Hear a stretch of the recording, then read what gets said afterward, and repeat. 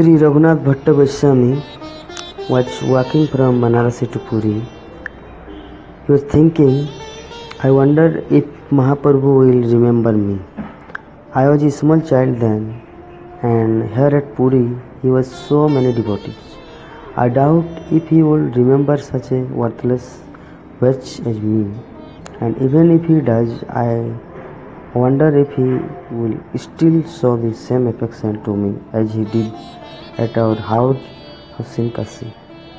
But when he arrived in Puri and was about to offer his dandavats to Mahaprabhu, Sri Gaurasundar called out Raghunath, and before Raghunath could offer his obeisance, Mahaprabhu embraced him very firmly. Raghunath's eyes filled with tears of joy, and as he caught hold of the lotus feet of Mahaprabhu, he spoke to him, "Oh, most merciful Lord, you still remember me, Mahaprabhu. What to speak of this life?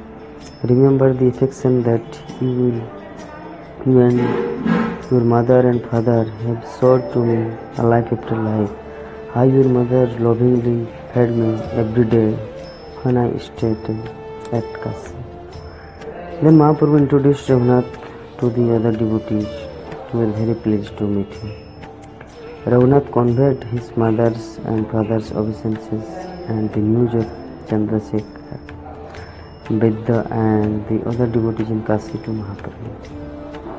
Then he accepted what his mother had prepared for Sri Gaurasundar.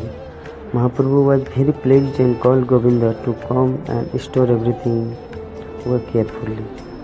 Raghunath's father's name was Sri Tapan Mishra. When Nimai Pandit traveled to East Bengal as a teacher, he had met with Tapan Mishra at that time. Though Tapan Mishra was a learned scholar and had discussed the conclusions of the scriptures with many other Pandits, still he was uncertain as the actual goal and how to achieve it. One night, after having thought on these matters for some time, he saw a dream in which one divine person was telling him, "Mishra, don't worry yourself on this subject anymore. Nimai Pandit is coming here very soon. If you can, you should meet him and he will be able to explain to you life's goal and how to attain it. He is not an ordinary human being but an incarnation of Narayan. He has come into this world as a human being to perform his pastimes, but he is actually the cause of the universe." Chaitanya Bhagavat, Adi Leela 14:123 sang this much that demigod disappeared. In the morning, after finishing his bath and puja, Tapan Mishra set out to meet Nimai Pandit. Having arrived at the place where he was staying, he saw that the Pandit was seated on the balustrade, the whole house being illuminated by his bodily presence. His eyes were like the petals of the full-blown lotus. His head was covered with curly hair. On his chest was a white Brahman thread, and he was wearing yellow cloth. All around him were seated his disciples like various constellations surrounding the full moon. Tapan Mishra paid his dandavat and with folded hands spoke to Mahaprabhu. "Oh, you who are full of compassion, I am very lowly and fallen. Please bestow your mercy on me."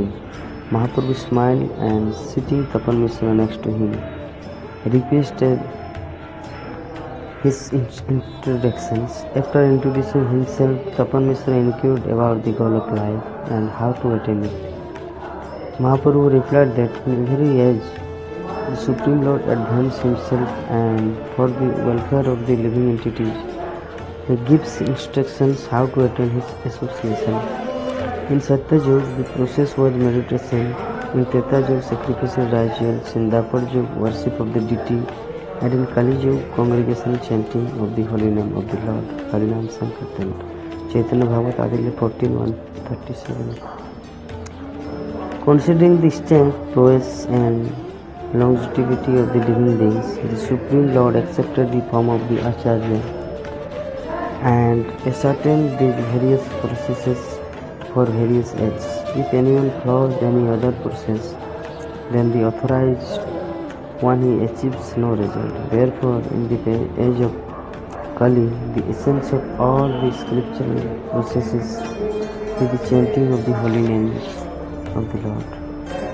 Hare Krishna, Krishna Krishna, Hare Hare, Ram, Ram, Ram. These are the holy names of the Lord and are to be chanted at all times. By this process, you will be able to understand what is the goal of life and how to achieve it.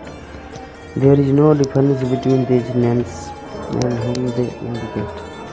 There is no other way than Sri Nam Sankirtan. Giving up all other processes, one should always chant the holy name of Sri Krishna.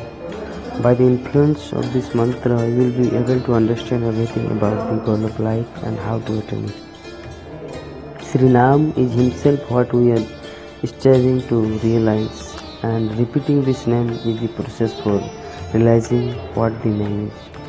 There is no difference between the holy name of the Lord and himself.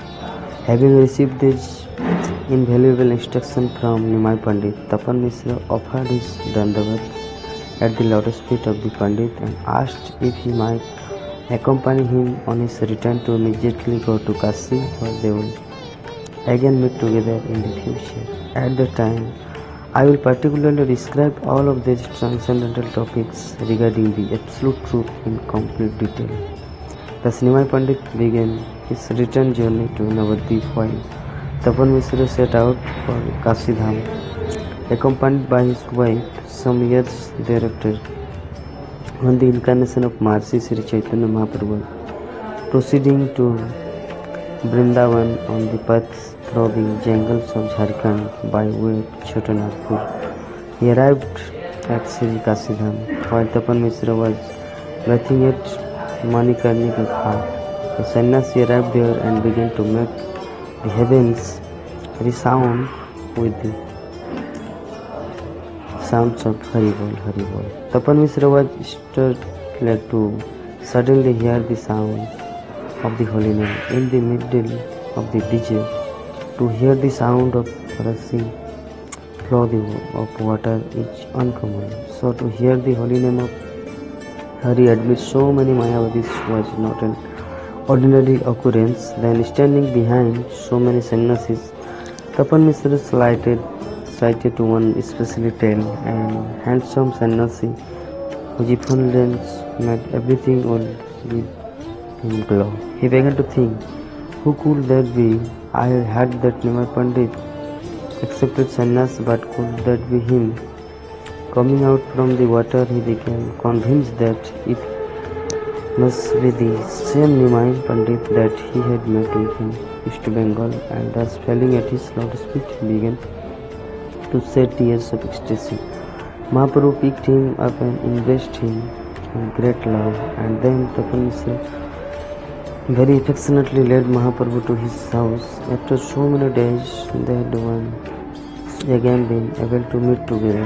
Arriving at his house, Tapan Mishra washed Mahaprabhu's lotus feet and along with his family members drank that water in great ecstasy. The pastimes that took place at that time with Raghunath are nicely described in the Chaitanya Charitamrita.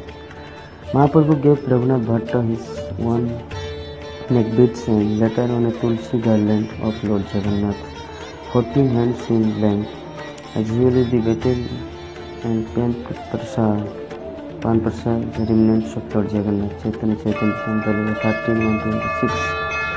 Unlike the other Goswamis, it is not known if Raghunath Bhatta Goswami worshipped any particular Sri Vigraha, if the Lord or not. The worshipable deity of Srimad Bhagavatam, however, is still being worshipped at Gadadhar Bhatta pit within or another modern Mohan temple which is nearby the Radha Vallabh Mandir in Vrindavan. There is also a very beautiful painting of Sri Sri Gaur Gadadhar here. Raghunath Bhatta was the disciple of Sri Gadadhar Pandit. In the Gaur-Ganapishna Deepika, it is described that Raghunath Bhatta was Rag Manjari in Krishna Lila.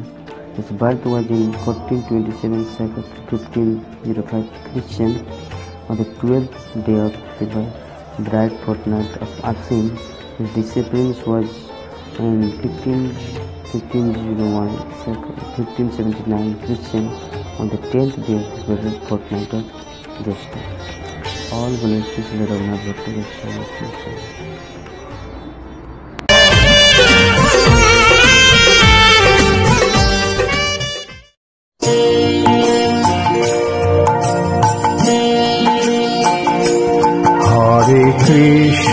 Hare Krishna, Krishna Krishna, Hare Hare,